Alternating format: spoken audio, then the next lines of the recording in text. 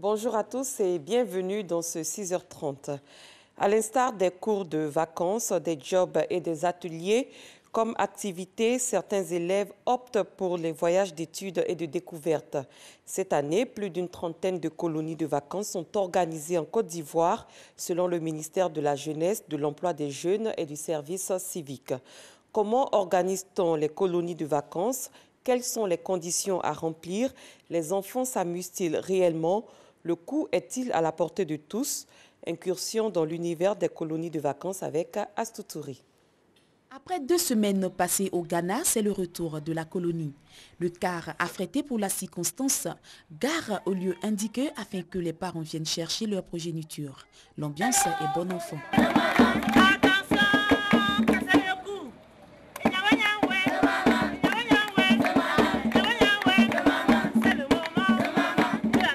Pendant 2 semaines, vraiment, la maison était vide.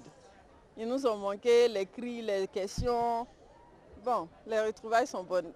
Lorsqu'arrive le moment de la séparation, encadreurs et enfants se serrent les uns contre les autres. C'est l'émotion.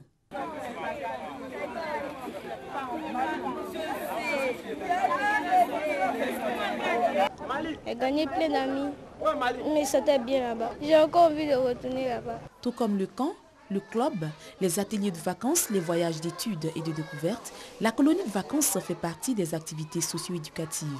Cette activité désigne l'ensemble des opérations organisées et menées dans le cadre de la socialisation et de l'épanouissement intégral de l'enfant, de l'adolescent ou du jeune. L'objectif est d'apporter un complément à l'éducation formelle de l'enfant et de contribuer à son développement physique, psycho-affectif, intellectuel, moral et spirituel. On a dansé, on a joué, on a fait beaucoup d'activités, on a fait du sport. On faisait des sorties à Accra, à la piscine, c'était vraiment cool. Je peux entretenir maintenant une relation avec quelqu'un en anglais, je peux bien parler. J'essaie de demander certains trucs. Par exemple, le prix de quelque chose. Je peux dire how much. Ou bien si je demande, par exemple, il y a combien de trucs dedans, how many. En colonie, il y a l'éducation. Il faut savoir faire le lit, il faut savoir faire beaucoup de choses, débarrasser la table. Parce qu'il y a des enfants, quand ils viennent, ils n'ont pas ce savoir. Mais on n'accuse pas les parents. Souvent, nos enfants, on a tous des enfants, hein, ils sont des chouchous. Donc quand l'enfant vient, il faut savoir, il faut lui apprendre. Honorine est organisatrice de colonies. Elle en fait 2 ou 3 fois par an. Avec elle, une poignée d'animateurs pour l'encadrement des enfants. Cette activité pour elle est une passion qu'elle développe depuis 10 ans. Mes propres enfants, je suis partie avec eux pour la première fois. Et puis quand j'ai perdu mon emploi dans une compagnie d'assurance, j'ai eu comme ça l'idée d'organiser une colonie, de partir avec des enfants. Pour les encadreurs, chaque voyage est une nouvelle expérience, un nouveau challenge. D'abord, quand les enfants arrivent, le premier jour, c'est triste. Mais à nous d'abord de pouvoir s'égayer, de pouvoir égayer les enfants. Et en 2 jours, ça passe. Et l'enfant, il rentre dans le bateau, il est vraiment égayé, il refuse même de rentrer en famille. Des prestations appréciées par bon nombre de parents qui se disent prêts à débourser au moins 300 000 francs CFA par enfant, sans compter l'argent de poche pour satisfaire leur progéniture. Au regard du coût, les colonies de vacances semblent ne pas être à la portée de tous les enfants. Les mamans m'ont dit que ça s'est bien passé. Je vois que lui, il a envie de repartir. Comme on veut faire plaisir à un enfant, si on n'a pas les moyens, on est obligé de se limiter. Bon, là, c'est dans nos moyens. Pour aider les familles les moins nantis, le ministère des Sports et des Loisirs et celui en charge de la jeunesse organisent des journées récréatives pour égayer les enfants de milieux défavorisés. Le centre aéré d'État consiste à organiser une sorte de colonie de vacances dans une localité, mais à la différence, c'est-à-dire au lieu de recenser les enfants venant de plusieurs villes qui séjournent là-bas pendant 2 ou 3 semaines, dans le centre aéré d'État, ce sont les enfants d'une localité choisie qui sont sélectionnés. Par exemple, cette année, nous serons à Yamoussoukro. La colonie d'État, elle est initiée par le ministère de la promotion de la jeunesse. Et malheureusement, cette année, nous n'avons pas de colonie d'État. Les enfants sont choisis selon le mérite. Il y a des années où on a primé l'excellence, ou bien on a primé, ou bien on a mis en avant les enfants qui n'ont pas de moyens. L'organisation d'une colonie de vacances est conditionnée par l'obtention d'une autorisation délivrée par le ministère de la Jeunesse, de l'Emploi des Jeunes et du Service civique. Il faut d'abord être de bonne moralité, parce que ce sont des enfants. Il faut avoir l'amour des enfants aussi. Parce que même si on a fait une équipe, mais déjà le promoteur, il faut qu'il ait cet amour pour les enfants pour pouvoir organiser. Il faut nous fournir un projet éducatif. Le projet éducatif décrit déjà toutes les attentes de la structure. Il faut que le centre qui va recevoir les enfants ait des aires de jeu. Parce que quand on parle d'enfants, il faut mener des activités avec eux. On va demander la liste des enfants, le sexe, et puis pour pouvoir leur affecter une équipe. L'équipe d'encadrement, ce sont des encadreurs qui sont formés par le ministère de la Jeunesse et des Sports. Ce stage se déroule en général pendant les congés de Pâques, sur 5 à 6 jours, pour leur inculquer les méthodes d'animation au centre de vacances. Selon le ministère en charge de la jeunesse, plus de 30 colonies sont organisées chaque année. Mais malheureusement, toutes ne respectent pas les cahiers de charges. En pareille situation, il leur est simplement retiré l'agrément.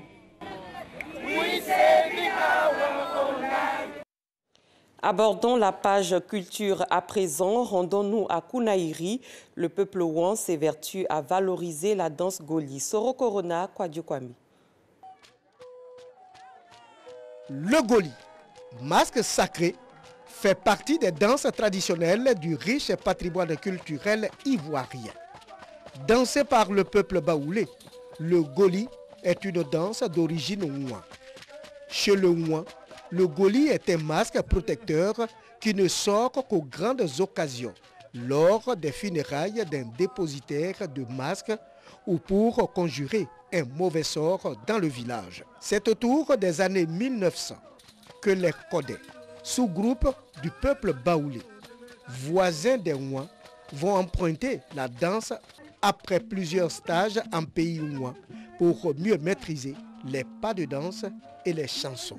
Aujourd'hui, cette danse est mieux pratiquée par le peuple baoulé. Pour reprendre la paternité du goli, le peuple ouan a créé une plateforme de valorisation et de promotion du goli. Nous sommes en train de voir et mettre en exergue un goli original. Nous avons voulu que ces 14 villages-là viennent exposer leur talent. C'est une manière pour nous que le peuple ouan, dans son intégrité, puisse se retrouver pour proclamer haut et fort la paternité du goli. Un concours annuel du goli est donc organisé, mettant en compétition les 14 villages ouan du département de Kounaïri. Ce rendez-vous culturel annuel est une occasion pour les filles et fils ouan de venir apprendre les pas de danse et les chansons du goli.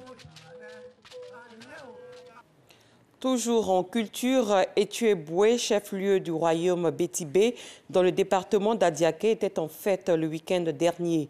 Les peuples éotilés et leurs alliés ont communié ensemble à l'occasion de l'Abada Festival. L'Abada constitue une célébration majeure dans la culture bétibé. Les festivités se tiennent autour d'un tambour centenaire. Celui-ci rythme cette commémoration qui marque à la fois la nouvelle année et un hommage aux ancêtres. L'Abada Festival, c'est surtout la valorisation du patrimoine culturel bétibé. Serge Koléa.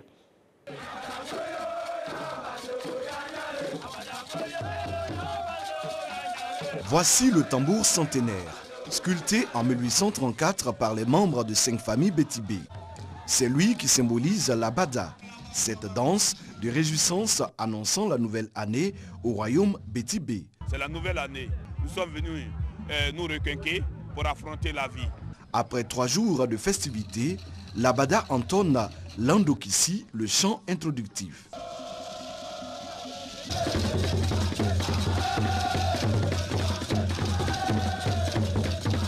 Le roi, vêtu de tous ses attributs, communie avec son peuple. Nana Ngbenji II donne à l'occasion la ligne de conduite à suivre pour les 12 prochains mois. L'Abada Festival est un héritage ancestral devenu l'ancrage des Bétibé. C'est notre première richesse à plusieurs regards. D'abord au plan touristique. Vous savez que ce que le touriste veut voir d'abord, c'est la force de la culture de la région qu'il visite. L'Abada Festival, c'est la célébration de la culture. La culture dans sa beauté, dans sa diversité, et la culture comme un élément qui nourrit les peuples. L'Abada comprend 15 chansons. Au son retentissant de chacune d'elles, femmes, hommes, jeunes et vieux font allégeance au souverain et magnifient le patrimoine culturel Bétibé. En sport, les éléphants locaux se qualifient pour le championnat d'Afrique des Nations après sa victoire étriquée 1-0 face au MENA du Nigeria.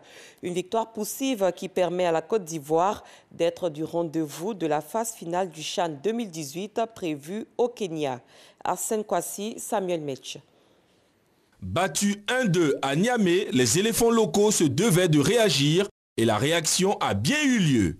Une qualification acquise dans la douleur, d'autant plus qu'elle a mis du temps à se dessiner, mais les poulains de Kamara Ibrahim ont fait preuve de patience. Gênés considérablement par l'impact physique des Nigériens et de nombreux arrêts de jeu qu'ils ont provoqués suite à des blessures imaginaires en vue de grappiller des minutes. Les éléphants ont finalement obtenu gain de cause dans les ultimes instants de la partie. Sur un corner, Sila Bonfa délivre les siens en inscrivant l'unique but du match. Grâce à cette victoire et au but marqué à l'extérieur, la Côte d'Ivoire accède à la phase finale du CHAN 2018 prévu au Kenya.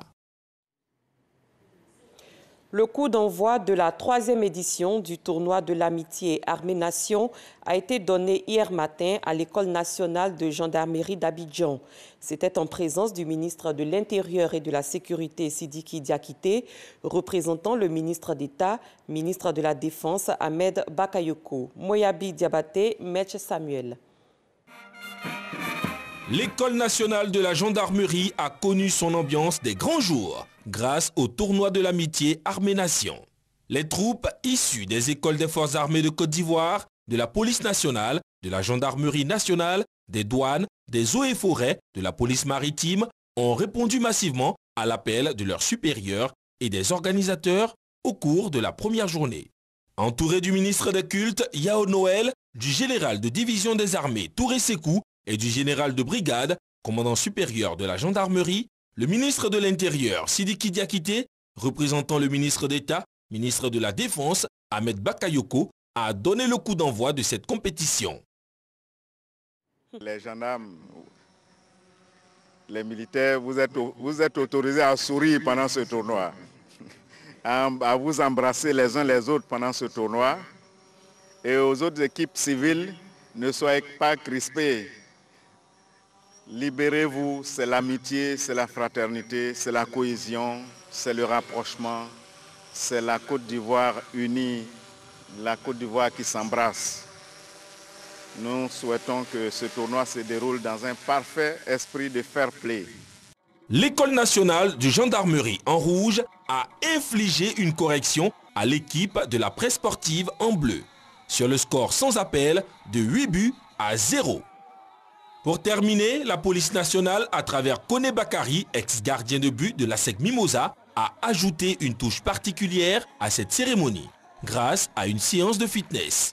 En marge de la rencontre, les participants ont tous adhéré à l'opération don de sang pour aussi contribuer à sauver des vies. Tout ceci sous la supervision du Centre national de transfusion sanguine. Hors de nos frontières, après plus de 3 mois d'absence, le président du Nigeria est rentré au pays hier, dans l'après-midi.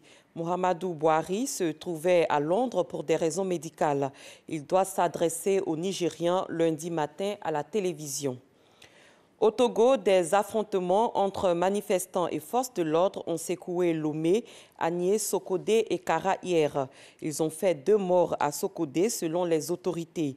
Le leader du Parti national panafricain PNP, un parti d'opposition, avait appelé à manifester. Des arrestations auraient eu lieu. Les manifestants marchaient pour le retour de la Constitution de 1992 et le vote de la diaspora. Les marches avaient été interdites la veille par le gouvernement. Le calme est revenu au Togo samedi en milieu de journée. C'est la fin de cette édition. Merci de l'avoir suivi. Très bon début de journée à tous et à toutes.